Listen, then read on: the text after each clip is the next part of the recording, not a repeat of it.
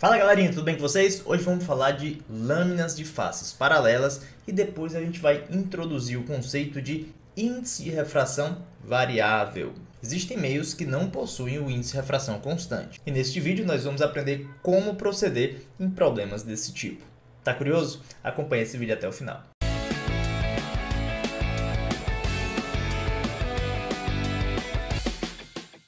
Bom galera, eu queria começar esse vídeo dizendo que realmente esse é um tema difícil de ser encontrado, é difícil encontrar problema sobre isso, mas vez ou outra os vestibulares estão cobrando, né? Vestibulares como o ITA, o IME, e é importante a gente ficar super atento. Então se já gostou desse tema, deixa a sua curtida e deixa um comentário aí sugerindo temas futuros. Sem mais delongas, vamos colocar a mão na massa. Olha só, eu tenho um sistema com várias lâminas de faces paralelas e cada lâmina possui um índice de refração diferente. Por exemplo, a primeira lâmina tem um índice de refração N1, a segunda lâmina tem um índice de refração N2, a terceira N3, a quarta N4, até a Nésima lâmina que tem um índice de refração NNzão. E aí nós vamos fazer incidir um raio sobre a primeira lâmina. Vamos supor que o raio vem do vácuo.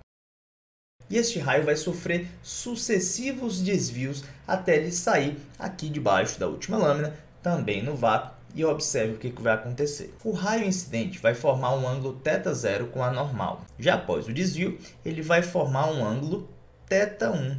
Tudo bem?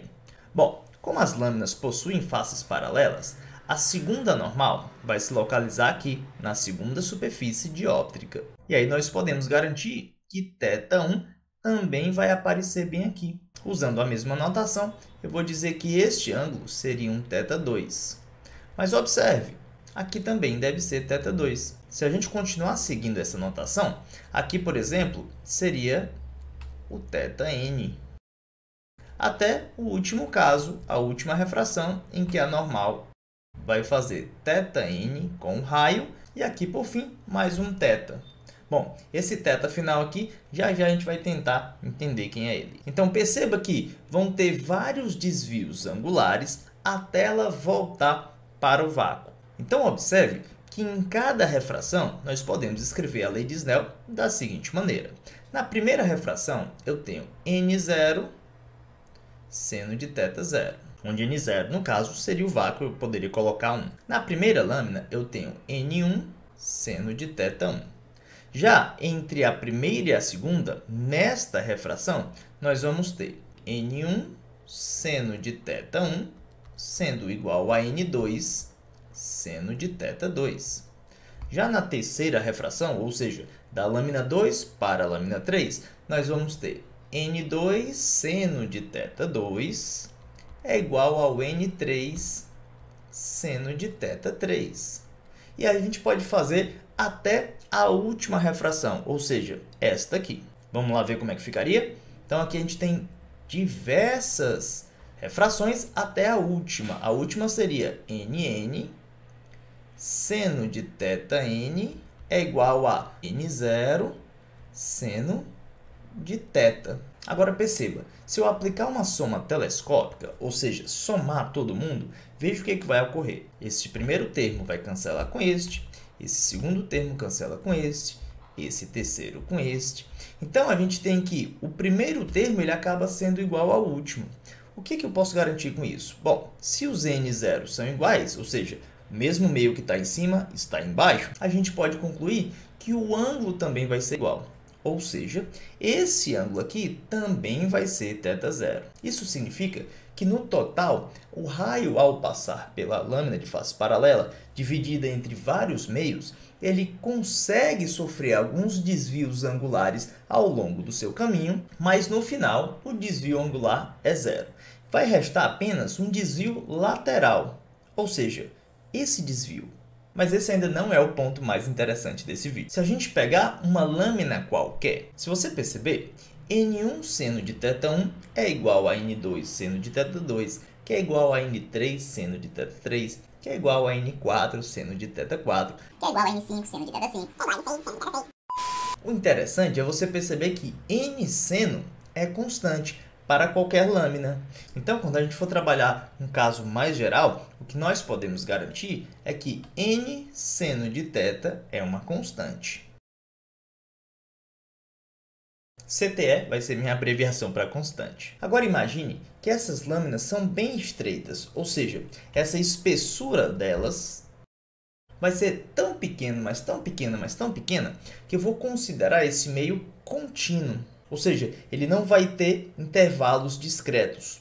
Vamos ver como é que ficaria essa figura? Acompanhe. Nós vamos ter mais ou menos essa configuração. Perceba que aqui a gente tem um degradê de cores, indicando que o meio vai variando continuamente o seu índice de refração. Mas durante esse processo, se a gente pegar a primeira tangente ao raio e marcar este ângulo inicial para o índice de refração inicial, nós ainda podemos garantir que n seno de θ é constante. Ou seja, para um ponto qualquer, a minha normal vai ser nesta direção. Bom, perceba que o n vai variar com y, ou seja, para cada y nós temos, independente do valor de x, um valor constante para aquele índice de refração.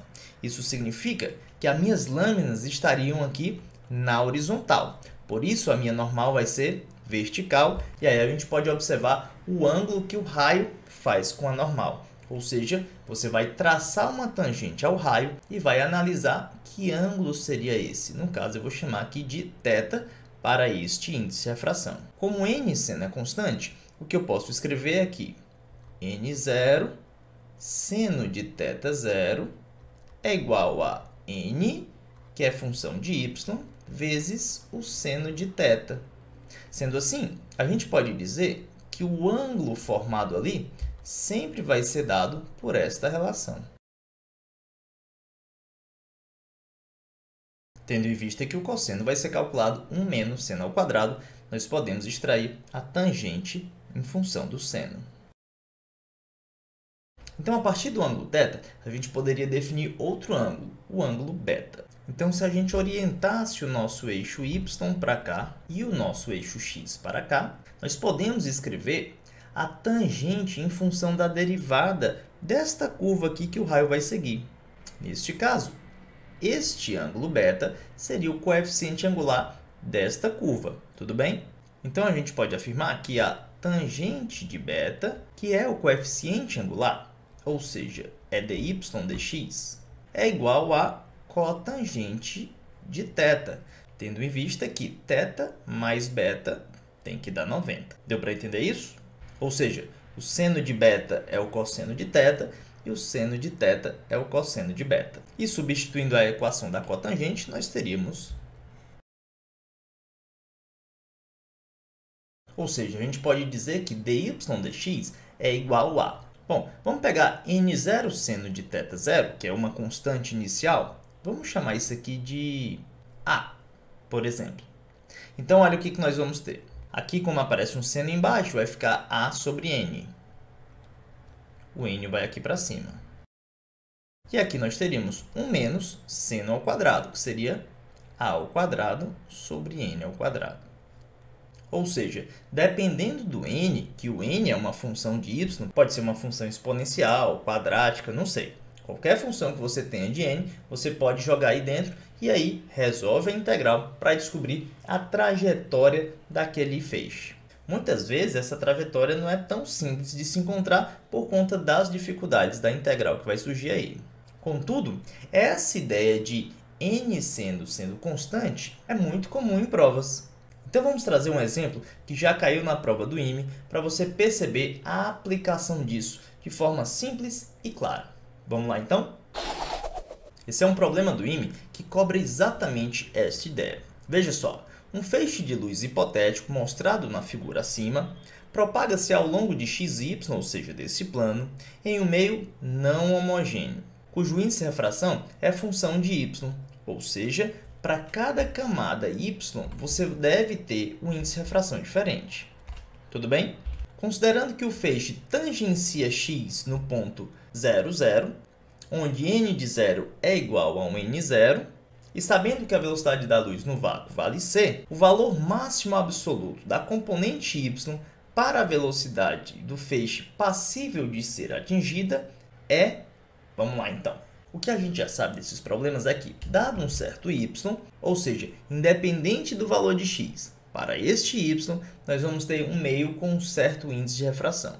Isso significa que a normal é perpendicular. Esse segmento de reta verdinho que eu acabei de desenhar simboliza uma lâmina de face paralela bem fininha. Então a nossa normal está representada da seguinte maneira. Isso significa que a nossa direção do raio tangente aqui deve formar um ângulo θ. Então, nós vamos pegar o primeiro ângulo, que eu sei que é 90 graus, pois o raio passa tangente ali, e aí eu posso escrever que n seno é uma constante. Observe, n0 seno de 90 é igual a n deste ponto vezes o seno de θ. Tudo bem? Ou seja, o n ele vai ser escrito como n0, seno de 91, sobre o seno de θ. Agora, a gente quer saber qual é a componente da velocidade do feixe na vertical. Ora, mas se a gente observar esse ângulo, perceba que o raio ele tem velocidade aqui. Quanto é que é a velocidade neste ponto? C sobre n. Agora, a componente vertical vai ter um ângulo θ aqui em relação ao vetor resultante. Eu vou chamar isso de VY. É esse VY que a gente quer maximizar.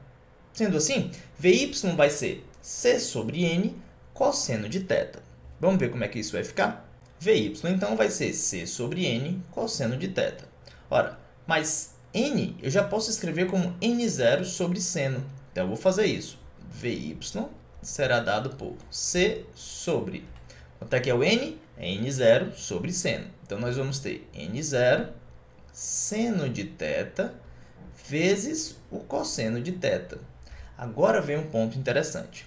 Como a gente tem aqui seno de θ, cosseno de θ, eu vou lembrar que o seno de 2θ é igual a 2 vezes o seno de θ cosseno de θ.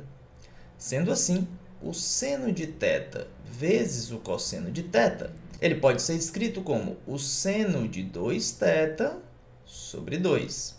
Bom, mas a gente quer o valor máximo disso. Então, para que a gente consiga maximizar este lado da função, a gente também precisa maximizar esse. Ou seja, qual é o valor máximo de seno? Não importa o que tem aqui dentro. O seno vai alcançar seu valor máximo quando ele for 1. Ou seja, o valor máximo de tudo isso aqui, ó, de seno vezes cosseno, é igual a 1/2. Tudo bem? E agora eu posso concluir que o valor VY máximo seria C sobre 2N0. Sendo assim, a gente já pode correr e marcar aqui a alternativa P de bola. Bom, espero que você tenha gostado desse vídeo. E se gostou, deixa uma curtida, comenta aí o que você mais achou interessante. E se ainda não é inscrito, esse é o momento. Se inscreve no canal e aciona o sininho para receber notificação quando chegar vídeo novo. Ajuda a divulgar esses vídeos em suas redes sociais para que mais pessoas consigam ter acesso a esse tipo de conteúdo. Eu vou ficando por aqui. Muitíssimo obrigado pela atenção de vocês. Um forte abraço e até mais.